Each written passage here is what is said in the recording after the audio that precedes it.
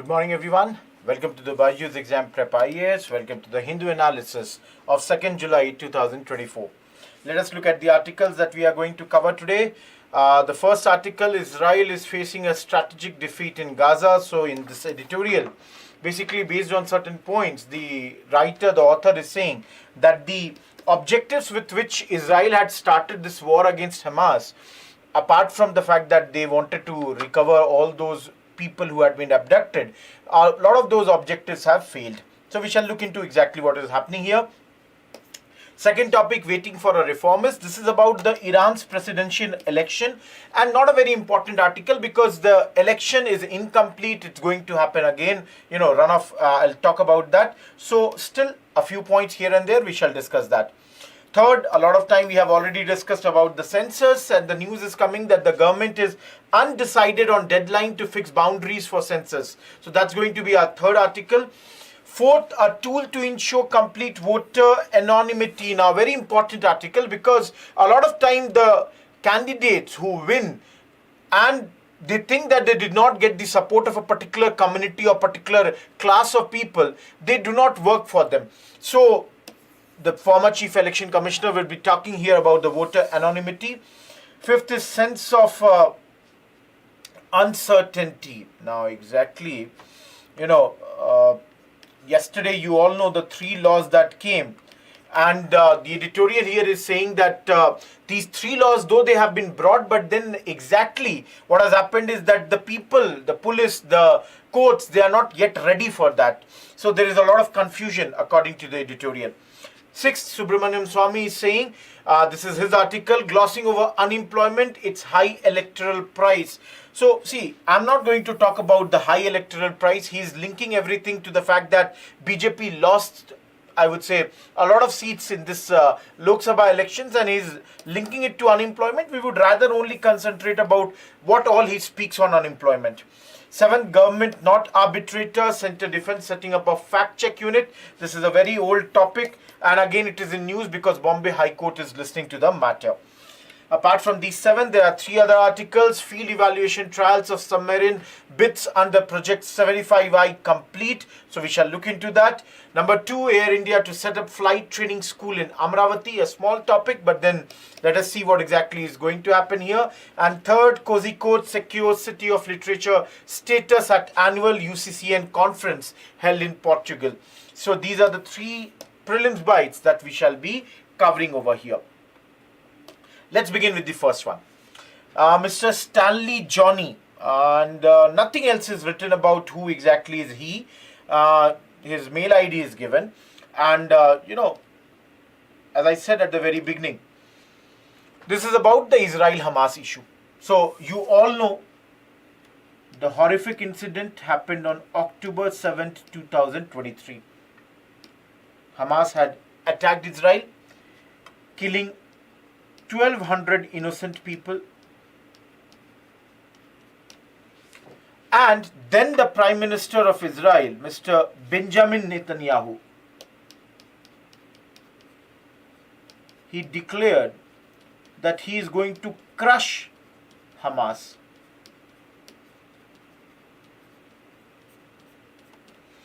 Many times since then, they have been continuously speaking that their aim is to eliminate Hamas.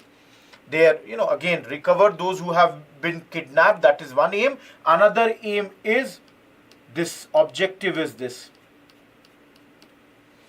And from there, from October 7th, this war has started, and this war has led to repercussions, specifically on Gaza. If I tell you,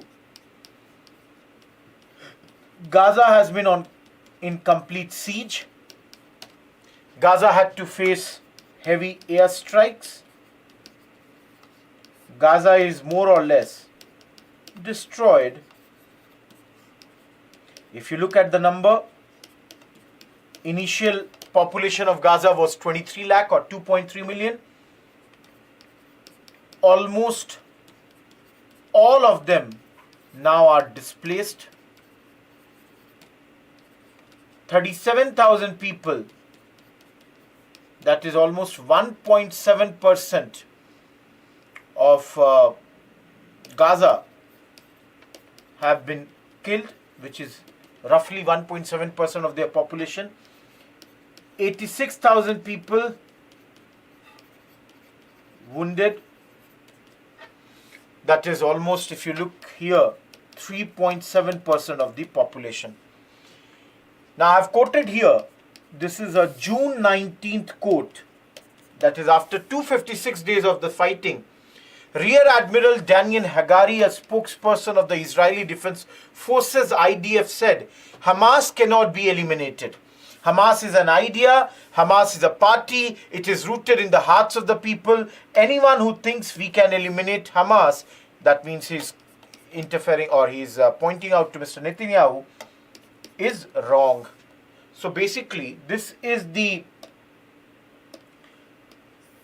what do you call, introduction of this article, on which, based on that, the writer is saying because of this, Israel is facing a strategic defeat. So you can see here, after that, he's pointed out to some problems. You can see, I can see the third problem, fourth problem, finally the second problem, and there would be first word also would be there somewhere. I'm not sure where exactly, but I'll tell you.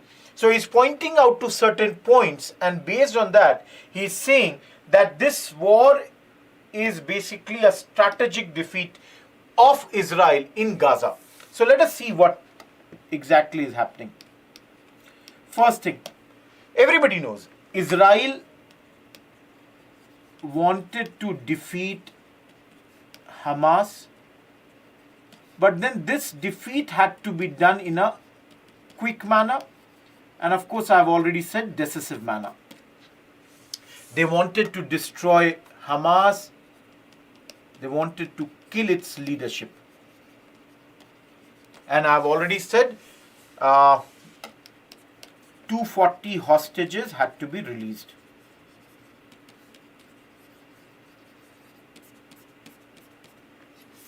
So, you all know entire leadership has not been killed right now. Hamas has not been defeated.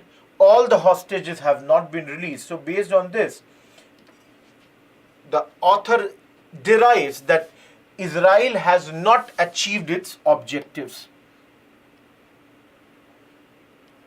Now, comes the other player, Hezbollah. You all know, Lebanon based and Iran-backed Shia group or Shia militia group. What they have done, Hezbollah has started to attack Israel's upper Galilee region, that is on the northern border. And this attack has led to displacement of 60,000 Israelis. So you can see, nobody is, at least not a lot has been written in the mainstream media about the displacement of this many Israelis, but they have also been displaced clearly, which reflects, which shows that, Israel is not entirely sure what it can do with regards to north. These displaced people, they cannot return until unless there would be a ceasefire.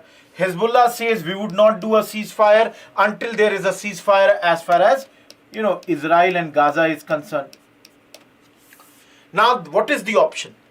The option is that Israel can go for an all-out attack on on Hezbollah, which is, again I'm saying, Lebanon-based.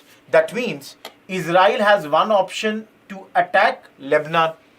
But the author says last time, and I'm pointing it out here in a different pen, last time in 2006, when there was a full-fledged war between these two, it did not go that well for Israel.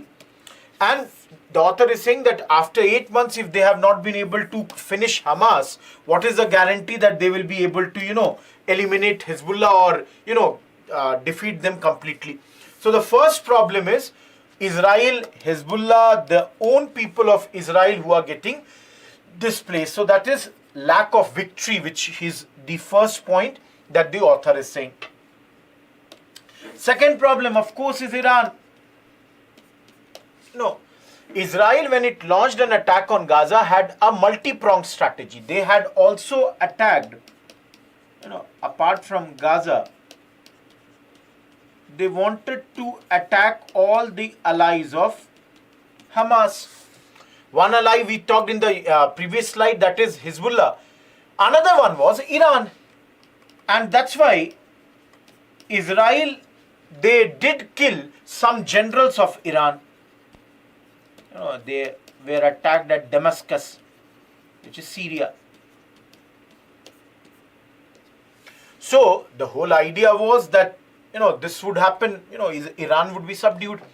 But later Iran also launched their missiles, launched their drones. And along with that, what Iran has clearly said, their signal is, they are expanding their nuclear program. Remember, for prelims, at two of their sites, the two sites are Fordo and Natanz. So at these two sites, they have started to make more nuclear,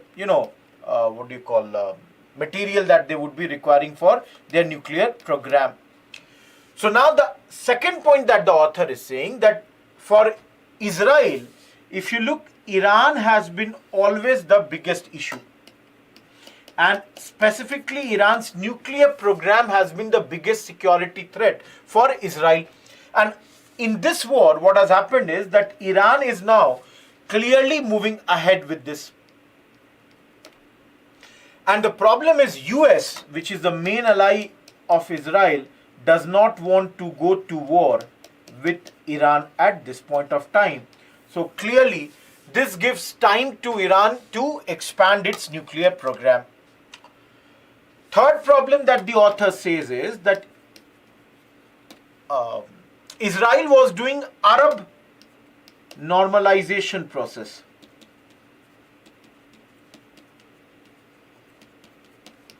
Before October 7 attack, Israel was trying to have cooperation with Arab world. If you all remember, we have studied this. They had done ties or agreements with 4 Arab countries, including UAE. US was also initiating talks between Saudi Arabia as well as Israel. But now, after this war that is going on in Gaza, all the Arab countries, they have shunned the path to talks with Israel. Nobody is now talking with Israel at this point of time. So that's your third way that the author says that Israel is losing this war. Fourth, many times we have already spoken about this, the global isolation. If you look at the United Nations Security Council's resolutions, similarly, if you talk about genocide case that is going on in International Court of Justice, all this clearly shows that Israel is getting isolated at the world stage. Even the biggest ally, US, though is continuously supporting Israel, there are dissenting voices in US also. Last but not the least, the fifth point is, Israel, according to the author, always wanted this Palestine issue to be a non-issue. And that's why, when Israel was talking with the Arab world, to some extent this Palestine issue had gone in the back burner. That's what you would have studied under 2020 Abraham Accords. But the problem is, this Gaza, this Hamas issue, all that has brought Palestine question back to the center. As far as West Asia's geopolitics is concerned. So based on these 5 issues, basically the author is saying that Israel is having a defeat because Israel is not getting any easy way to get out of this mess, which author says Mr. Netanyahu has brought Israel into. Now again, I'll repeat everyone, this is the viewpoint of one person, take some points, have it with you. Tomorrow, if you have to write an answer, you can use some of them. But then, always remember, these are editorials. This is the view of one person. Tomorrow, I write something and I might say that, no, I totally disagree with this. So, I'm not saying you people to agree with every point that the author is saying. Yes, use your own mind, pick up a few points, keep it handy for your answers. And of course, prelims results have come, and with that, you all would have already started to prepare for the mains. And I would only request you to, look into all these editorials, be prepared for, questions. IR 4 to 5 questions may come in paper 2. So be ready with those answers. Number 2, waiting for a reformist. See, this is not a very important article at the very beginning, I'll tell you, because the elections are going to happen, again. And so there would be more article later. Please understand, as I said, Iran president elections are going on. You all know these elections are happening because unfortunate death of President Ibrahim Raisi. He died in a helicopter crash. Now, many people are fighting. But then, whoever has to win has to get 50% of votes. In the first round, no candidate secured this 50% of votes in this Iran snap presidential elections. That's why there would be a runoff that would happen on July 5th. Now, between the top 2 vote getters, one is reformist Masood Pezeshkian and conservative Saeed Jalili. So, if I give you some numbers, in the first round, Mr. Masood got 42.5%. He is reformist, was the Minister of Health in the government of reformist President Mohammad Khatami, whereas Mr. Jalili got 39% vote. He is Iran's former chief nuclear negotiator. So you can see clearly they have got around 81% of votes, 81.5. Around 14% was got by Conservative Parliament Speaker Muhammad Bakr Kalibaf. No need to remember these names. Remember, Israel, the presidential elections are done in this manner. You have to get minimum 50% of the votes. Now, based on this article, what are important points that I'll tell you? Because again, this news would again come that, the elections are happening. See, Iran is also having the same problems. They are having pressure to rein in their proxies. Their proxies are in Yemen. Houthis are fighting. In Lebanon, they have Hezbollah. Along with that, just now we studied Iran is expanding its nuclear program. In the previous article, we studied Israel killed some generals of its. So whoever becomes the president would have many tough questions to look into. Now the thing is, as you can see, one side you have, this was reformist earlier also, Mr. Khatami. There was another reformist president, Hassan Rouhani. So in the past, these presidents, the reformists, when they have become president on the, promise that they will make a lot of changes. But the problem in Iran is that these people have not been able to make a lot of changes. And the people are fed up. The common people are fed up because of the economic problems.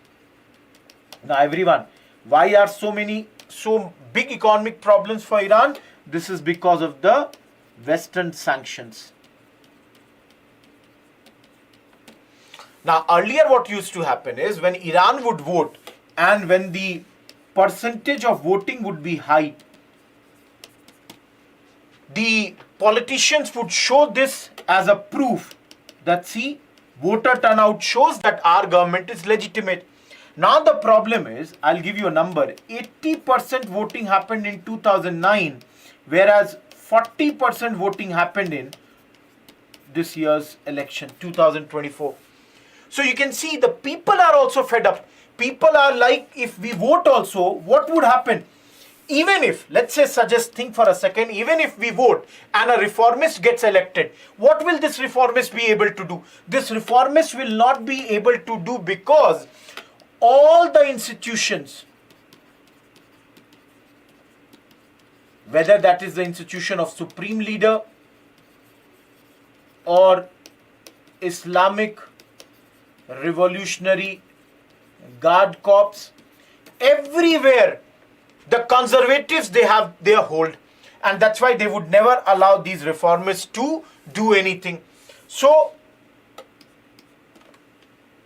what the editorial is saying, that there is a wait for a reformist, and these people should also the conservatives should look into this, and they should allow something like this to happen. They should take a cue from the voting percentages. Moving ahead, old article, government undecided on deadline to fix boundary for census. Nothing here. The important thing is there was a deadline to freeze administrative boundary of district, tehsil, town and all this for census exercise. That ended on Sunday, but a new date has not been announced. Senior government officials, they are saying the decision has not been taken and only discussions are going on. Now you all know the last census happened in 2011, and since the next census should have happened in 2020, since 2020 December, this deadline has been extended 9 times, as you can see here. So again, this deadline has been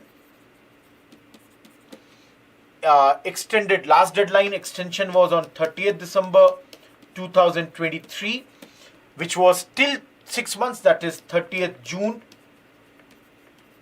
And because of that, it was very clear that even if census would have happened, it would have happened not before 1st October.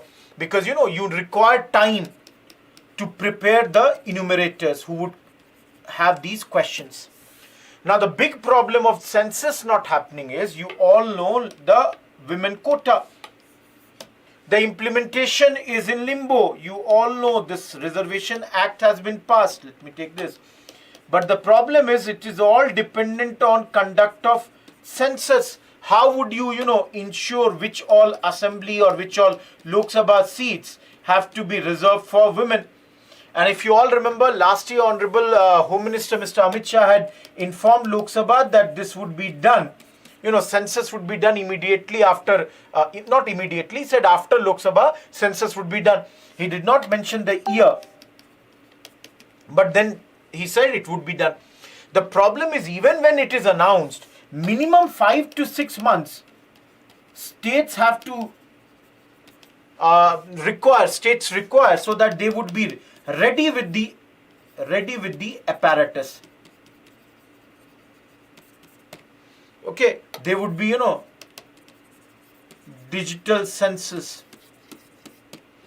This time it would be a digital census, so for that training has to be given. A lot of these things are required. So here, these all are the issues. And on top of that, a lot of political parties are asking about the caste census also to be done. This is not only a demand of the opposition parties, but please remember, this time BJP is dependent on its allies like JDU, Janata Dal United, and they also are demanding that this caste census should be done, and they have already got it done in their own state, Bihar. So there are a lot of things to be considered, and census has to be done as quickly as possible, because all the things require the updated data. Every government scheme requires that. Fourth, let us come to Bihar only. Another news, and this is Mr. Ashok Lavasa, former election commissioner of India, writing this article. Now, let me give you the backdrop of this article. See, what happened is, elections happened, Lok Sabha election. Now, in Bihar, there is a seat called Sitamarhi. In Sitamarhi, the person who won the election, his name is Devesh Chandra Thakur. He is from Janata Dal United. Now, after the elections was done, he was in news because he said that Muslims and Yadav community, they did not vote for him. And that's why these two community people should not expect any help from him. So basically, it is like any section who has not helped me, I'm not going to help you with your grievances. Now, you all understand. This is a clear-cut, transactional relationship. Transaction, you give me something, I give you something. So, he is asserting a transactional relationship, which you all understand is, in this case, totally against the principles of democracy. Later JDU said that he might have spoken something, they criticize this, even RJD, they criticize all this. But then this is the backdrop in which Mr. Lavasa is writing this article. And let me give you very important lines he gives here. The first thing that Mr. Lavasa says, the cardinal spirit behind an impartial election is that the voter is able to cast his vote without the fear of retribution or feeling induced by the promise of a reward. That should be the cardinal spirit. And he says it was in order to discourage the politics of vendetta or vote bargain that voter secrecy was embedded in Rule 56 of Conduct of Election Rules 1961. So under this, what would happen is returning officer could reject a ballot paper if it had any mark, any writing by which the elector could be identified. Now, please understand, this is talking about ballot paper. So in the ballot paper, if I would have written Rohit Kumar voting for this XYZ, that vote would have been cancelled.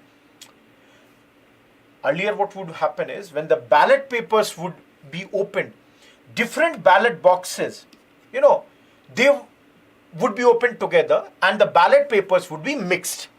This way, I would not know, okay, this colony, did it vote for me? This area, did it vote for me or not? Because now everything is mixed. So I don't know which area voted for me, which area did not vote. So invariably, this would be mixed so that nobody could be targeted. But as you all know, now we do the elections through EVMs. And this mixing cannot be done. And thus now it is easy to understand, who has voted, who has not voted, because EVM of, let's say, I'm presently in Bangalore and Kormangla 4th block, let's say, I'm giving an example, EVM is opened and I get to know, okay, this many people voted for BJP, this many people voted for Congress. Invariably, people would have an idea, okay, this area, what has been.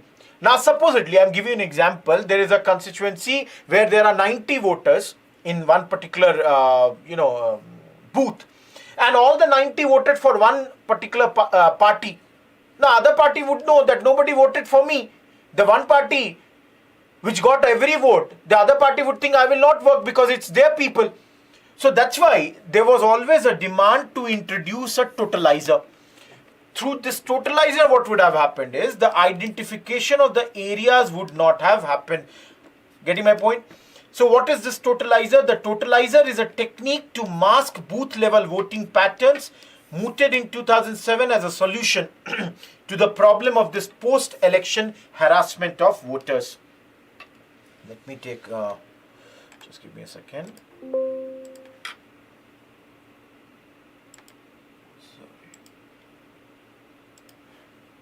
Now. Okay. Now, please understand here. This totalizer was examined, then it got evolved, the EVM manufacturers evolved it. It was demonstrated in 2008 before political parties who said there is no objection to it. Great.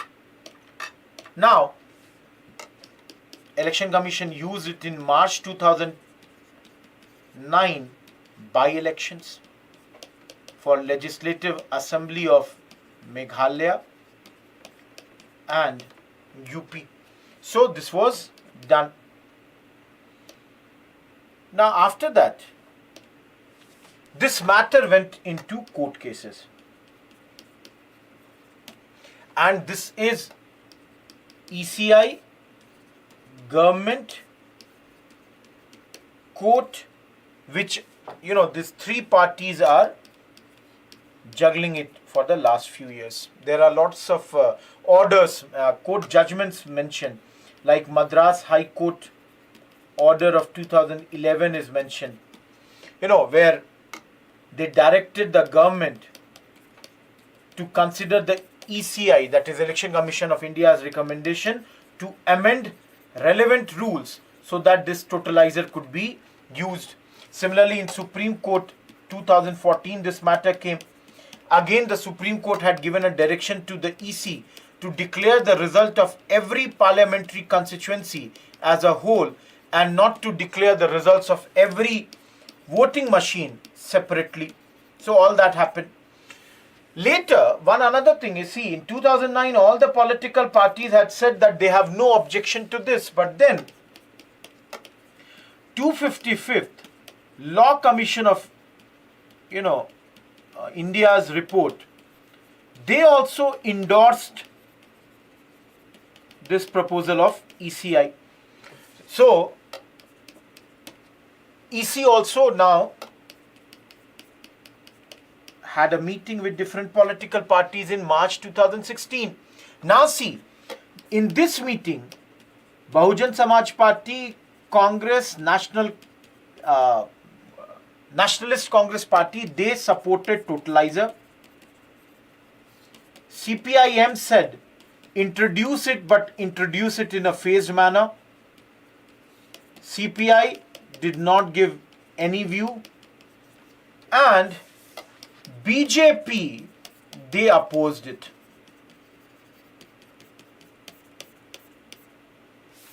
And now this matter went to a committee. If I take another pen, please understand this matter in 2016, government referred this to a GOM, group of ministers, and they said that revelation of booth-wise voting pattern would be beneficial for development.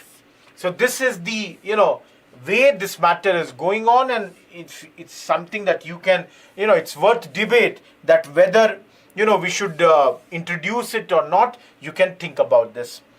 Moving ahead, sense of uncertainty. We have discussed this article yesterday only. There is an editorial. Basically, yesterday, the 3 criminal laws came into force. Now, this editorial is saying that these 3 criminal laws, they came, but then the problem is police, courts, apart from some rudimentary training, some workshops, and the fact that there is an upgradation to crime and criminal tracking network and systems. Mostly this is unknown to police. Almost they have no idea. Now government, had passed this law earlier, had said July 1 would be the date on which it will be in force. So now, this editorial is saying that it feels that what was the feeling of government? That let's implement it and then let police, court, lawyers fumble their way towards a rough transition. So they are saying that this is the mindset that seems to be the case. Other issue that this editorial is raising, there is also a persistent feeling that the laws were not fully debated in the legislature. Even though a standing committee of parliament went into the draft and recommended some changes are widely discussed with civil society, but then this is also the case. So here they are saying new laws, their names, this article says, appears to be obscure. They are saying there is no English equivalent to the new codes. And the editorial is saying, why should the people who don't know Hindi should subject themselves to unfamiliar Hindi names? I've already raised the topic of police custody, the issues yesterday only, so I'm not going to discuss that. Center yesterday said that yes, states are free to make their own amendments. Yesterday we discussed, but today in the editorial they are saying, but there is no assurance that such amendments will get early presidential assent. So there is no way that we would know that they would be given, assent by the president quickly. So these are the issues that this article is raising. Now come to the article written by Mr. Subramanian Swamy, a former Union Minister of Commerce and Law and Justice. Now see, again I'm saying, glossing over unemployment, it's high electoral price. So he's saying that because unemployment is high, that's why BJP suffered a lot of losses this election and BJP has to look into this. We are going to consider his points in the first part. Glossing over unemployment. Electoral price, already discussed a lot, leave that. So the first thing Mr. Swamy says that Indian economy requires 25 million plus jobs, which is 2.5 crore jobs to be generated over the next 5 years. So basically 50 lakh job per year to employ all those who are presently unemployed. Now, if you see here, government has clearly said our growth rate is around 8%. Mr. Swamy is saying even if that's the case, enough jobs are not getting created. He says using the latest official statistics, unemployment rate for people aged 15 years of above may have dipped from 4.2 in 2021 to 3.1% in 2023. But this is not commensurate with the rapid GDP growth rate of 8%, which I mentioned. He says because of this fact that there is a lot of unemployment, BJP lost a lot of seats in this election. Other thing that Mr. Swamy is raising, that there is a gap that is happening between have and have-nots. And this gap is only increasing with every year. Mr. Swamy is saying that 1% of India's population owns 40% of country's wealth, which he says is not good for democracy, not good for the stability of the nation. And this, he says, is graphically called K-shaped inequality in the economy. That is, consumption or income for a few is rising. You can see at the top, those who are in the half block, for them it is rising. And for many, large proportion of the less well-to-do population, it is sliding. It is decreasing K-wise. So this is clearly going down at this point. Now, another point that government says, in the past few years, 25 crore people are out of poverty. So he says that it has to be seen in the next 3 years, how this much is working. Mr. Swamy is saying because of the outcome of the election, it does not seem that this is true.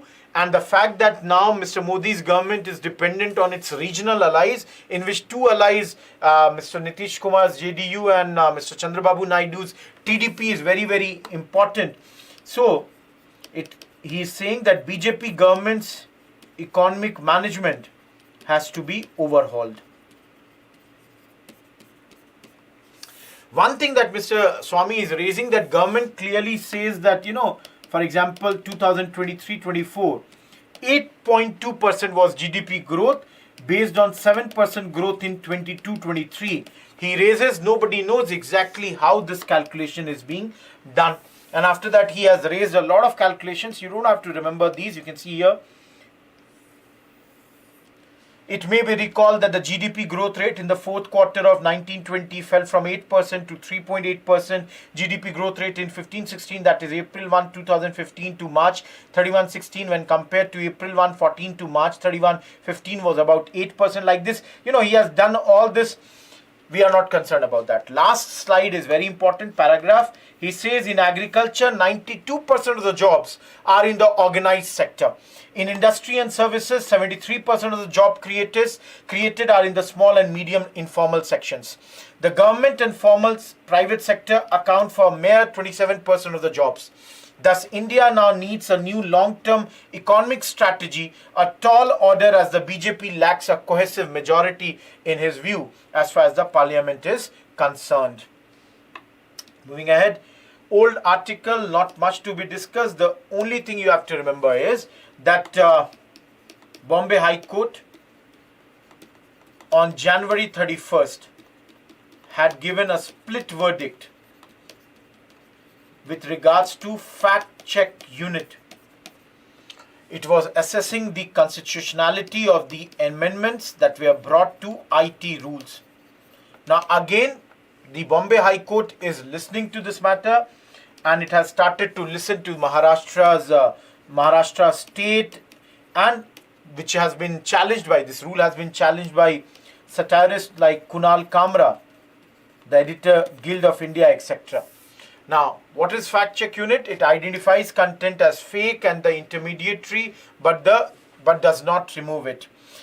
Now, the thing is, they do not remove it. Of course, a disclaimer should be put, to inform the users, and if they do neither, the only consequences is that the aggrieved party must join the court where the defense is available. Now, this is yesterday, the tiebreaker judge, the third judge who has been appointed, Mr. A.S. Chandrukar, was listening, and this was the thing that was said by Mr. Tushar Mehta, the lawyer representing the Maharashtra government. So, he is raising that, if you see, and I'll raise this here only, that fact check is a known phenomena.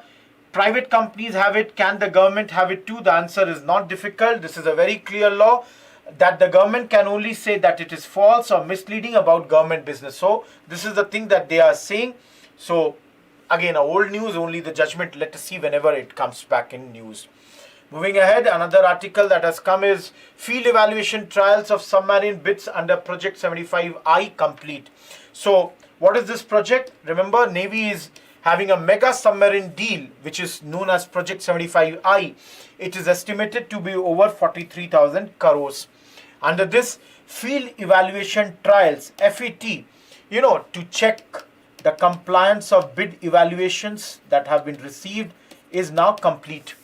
In this case, there are two bidders. One is Germany's ThyssenKrupp Marine System, TKMS, and Navantia of Spain. Indian teams have visited both the places. Their evaluation was done around March, and Navantia completed it last week. Now the report would be sent to the Defense Ministry, and based on that, there would be some, decision. Remember, leaders of both these countries, they are going to arrive in India. German Chancellor Olaf Scholz is going to visit in India in October. Similarly, Spain's president is also expected to arrive in the next few months. So maybe before this, it would be done. Now, this deal is being progressed under the strategic partnership model of the defense acquisition procedure. And L&T, Larsen & Toubro, and MDL, Mazgaon Dockyard Limited, they are the two Indian shipyards shortlisted as the partner with these foreign submarine manufacturers to construct the 6 advanced submarines. So please remember, Mazgaon Dockyard is working with TKMS, whereas Larsen & Toubro is working with Navantia in this case. Remember,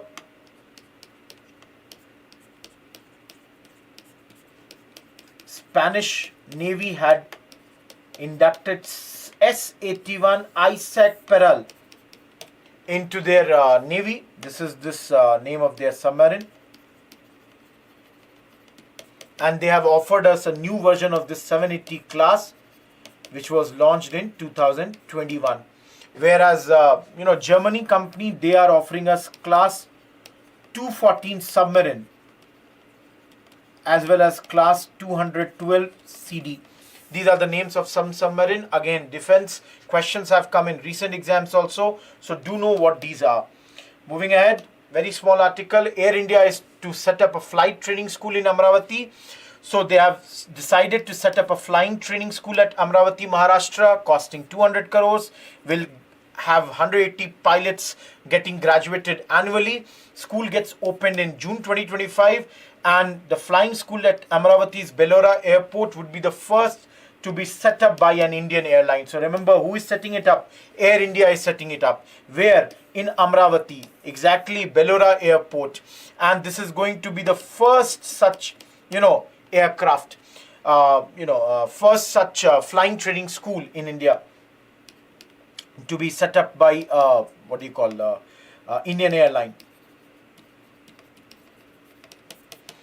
Last article for the day, and Kozhikode secures City of Literature status at annual UCCN conference that was held in Portugal. UNESCO has offered creative cities status to cities across the globe based on their cultural contributions, traditions, and categories like this. Now, Kozhikode has become part of this UNESCO Creative City Network, and this was, 16th annual conference. Both these lines have got repeated, so you can ignore this. Now, this was done in city called Braga in Portugal. Remember, not only this news came on Kozhikode, but apart from that, Gwalior also has been awarded the title of City of Music. And this is something which I think becomes very, very important from the prelims perspective. Moving ahead, let us look at the two mains questions. If the war continues in the Middle East without clear objectives, it will turn the strategic environment even more hostile. Analyze it, 150 words, 10 marker. Question number 2. Census is an essential medium for access to government welfare measures in a diverse country like India. Analyze, 250 words, 15 marker. So you can attempt these two questions, write the answers. And again, those who are, those who have cleared the prelims, best of luck to you people for your mains. Any issues, you can always, if you have cleared the prelims, for help, you can write to my mail ID. I would be more than willing to help you, kumar.rohit@byjus.com. And rest, let us proceed and let us keep on preparing for the exam. Again, meet tomorrow at the same place, same venue. Till then, goodbye. Thank you.